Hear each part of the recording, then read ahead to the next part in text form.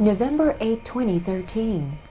The strongest typhoon ever formed on the planet made landfall in central Philippines.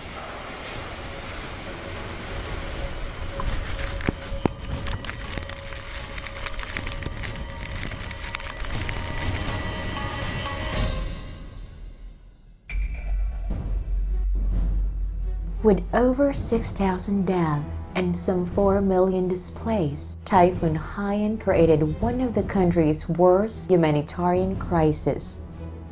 As in many natural disasters, those who suffered the most were children. In the hard-hit areas of Leyte and Samar, children were affected.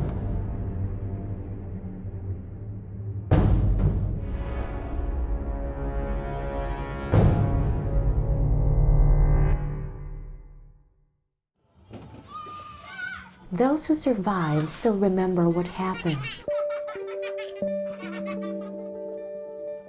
2 of them are 11-year-old Junicio Ocopio from Barangay Lugero and 10-year-old Micaela Cajeles in Marabot, Samar. Umaalo ng tubig at saka nakasisira ng mga room at saka lumakas ng lindol at saka umalo ng malakas. Tsaka yung mga puno na wala na dahil sa Yolanda. Pasakom nga to kami era kwarto, nagkuang kaming kama, nagtaong. Tapos, nahadlok na kami hatun sim kay Kuya Jose napapalid na. Nakatong kusina. Opay na lahi, nakakapot. Almost a year after Haiyan, this kid still reel from the trauma. Malungkot. Medyo natatakot sa dalugdog at saka sa ulan.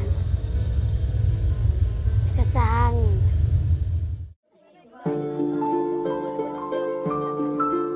It's good to see them now, playing, as they both try to forget the horrible experience. Unlike Mother Roselle, who will never see her baby grow up. Kuan, baga nakadalahiya di dahan tungod na nakuanan. Kaya nakakuan man kami dayo, nakakapot. Pagkakapot na anam anak, nakadala ng luyo. Naisangit tiyahan lubi. Kay aniyabado kay kuan man, nakapadyama man adto. Nakita na kami ng anak, wala na kinabuhi.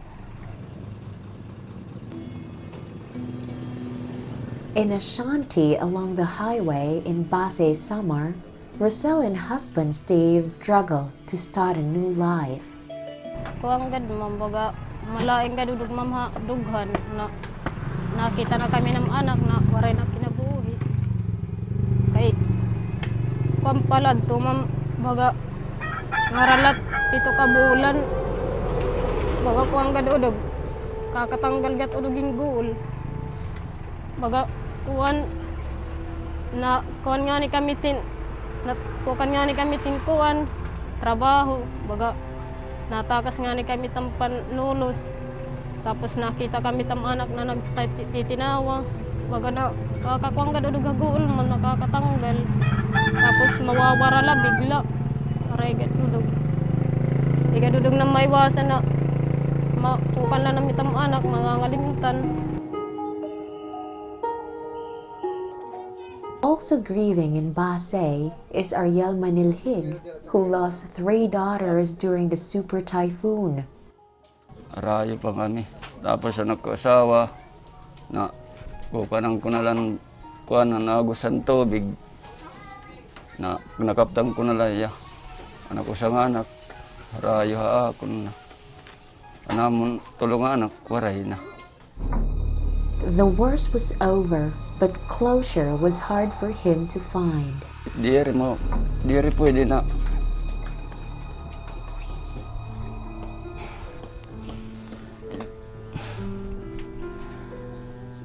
Diri pwede nga mahingalimtan kay anak ko dito. Bisa nga makaturog, Bisang ngayon nga kuwan. For Ariel's wife Elizabeth, the pain is harder. It almost shatters her sanity.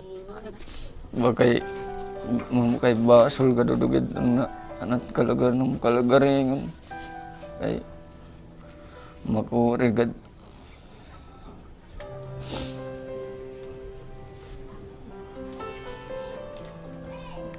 Kay kung para kumbaga nalayak kung kumuhan dilan ako mga anak kay dako pan kuan. Kay kung sing panahon kung dilan to na balod makurigad pan ngwana hair. Labay kay vlog kami.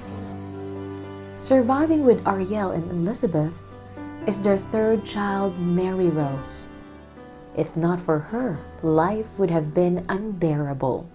Takos nga anak, siya mataki kinuana amo nag-iistoryahon. Nga mama, kaya nagadla-alang-alang ko na akon.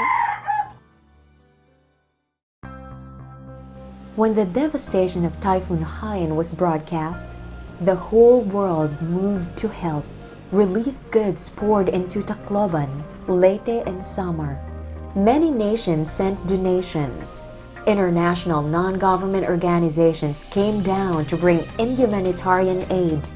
They did not only send help, they set up offices and adopted disaster-affected communities.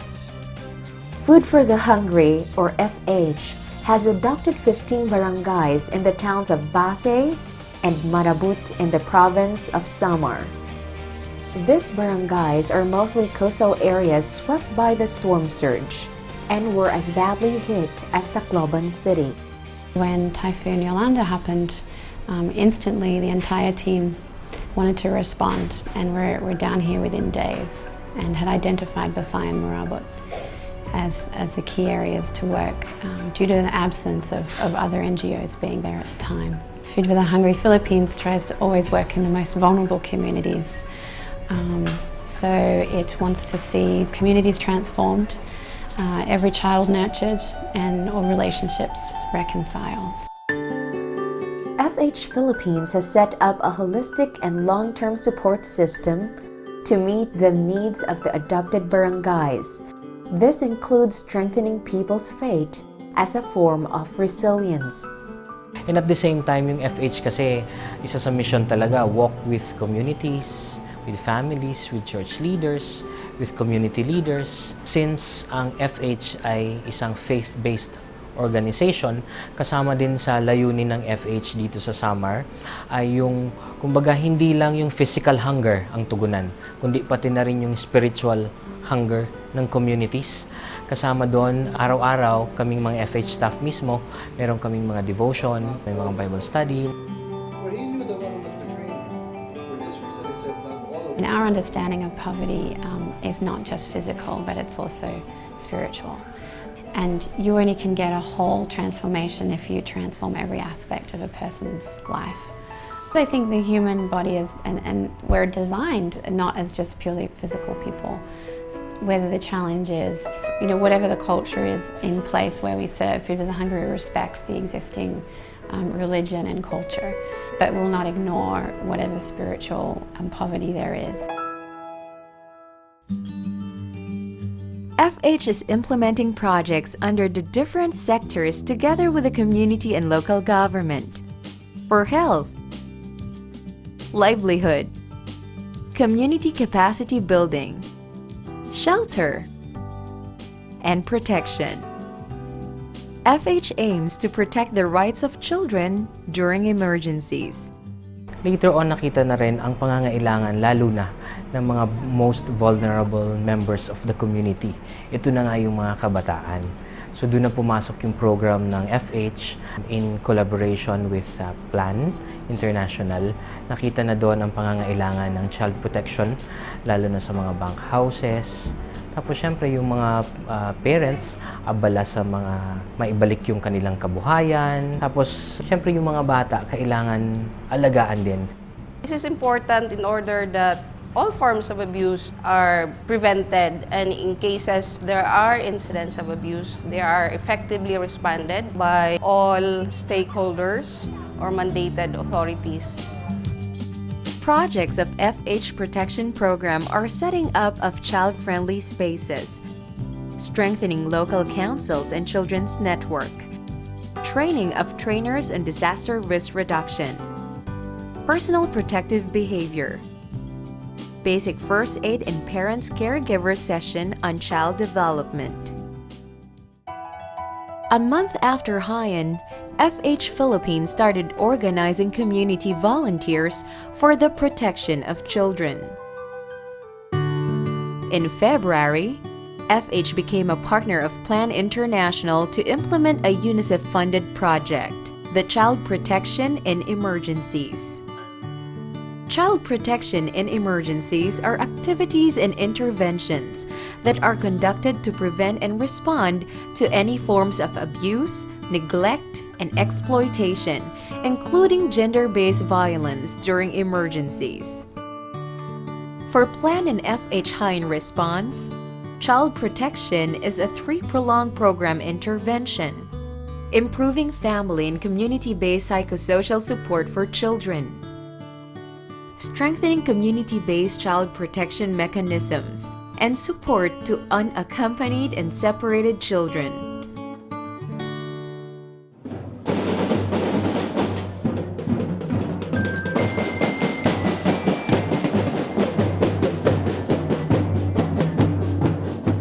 As of September, 15 child-friendly spaces or CFS have been established in all FH-adopted barangays. 9,276 children have benefited from CFS, including Junicio and Micaela. Happy at saka nakalaro ko dahil nagsabi sila na yung mga lalaki at saka babae nakalaro na lang ako. Saka meron akong test. Masaya. Kaya nakabulig ako sayaw. At the CFS, trainers provide children psychosocial support through recreational, social, and creative activities, like child participation trainings, which equip children and youth with knowledge on gender and personal protective behavior. Importanteng maturo yun sa mga bata ang personal protective behavior para malaman nila kung anong gamit ng kanilang private body parts. Kasi naka-inject na sa isip nila na parang mali siya, bastos, diba?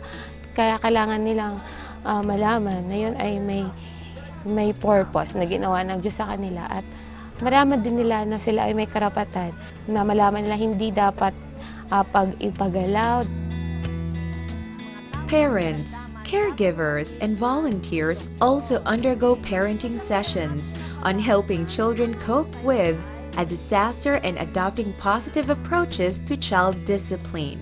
Ito ay dapat nating ibigay sa kanila dahil nga sa trauma na kadalasan ay nararanasan ng kahit sino pagkatapos ng isang kalamidad. Yung kanilang emotion, yung kanilang normal na behavior ay nagiging iba matapos na sila ay ma-expose sa ganitong mga pangyayari.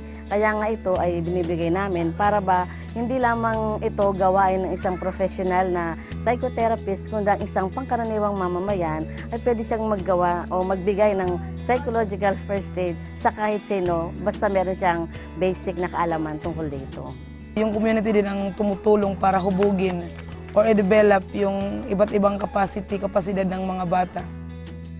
Stakeholders and local authorities are trying to increase awareness on community mobilization, referral pathways, and the role in the prevention of abuse cases.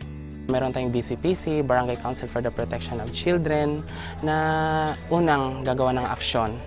Tapos kung wala namang BCPC or hindi functional yung BCPC ng barangay, nandito yung Community-Based Child Protection Network, kung saan sila yung sasalo lahat ng responsibilidad na hindi kaya ng BCPC. Kung hindi pa masyadong functional yung BCPC, ito yung CBCPN. Almost a year after Typhoon Haiyan, Local communities have learned how to smile again. They are now rebuilding, getting back on their feet, and celebrating life. The continued support from all sectors in the society, from ordinary people to the international organizations and the local volunteers. We have to give our community leaders the highest credit and certainly the LGU leaders as well for partnering with us and allowing us to walk with them in these past months and hopefully in the years forward. Ang isang napakamahalagang amin pong nakita ay ang mga tao positibo sa kanilang sariling development, na hindi sila umaasa sa mga NGOs lang. Sila ay mga participants ng kanilang development at higit sa lahat, ang kanilang mga leader din ay bukas sa pakikipagtulungan sa mga iba't ibang NGO na nasa kanilang lugar. People affected by Haiyan are still facing many challenges, but they have learned to support one another, to work together, to build a strong, resilient community that protects their rights and promotes the best interests of the most vulnerable members, the hope of the future.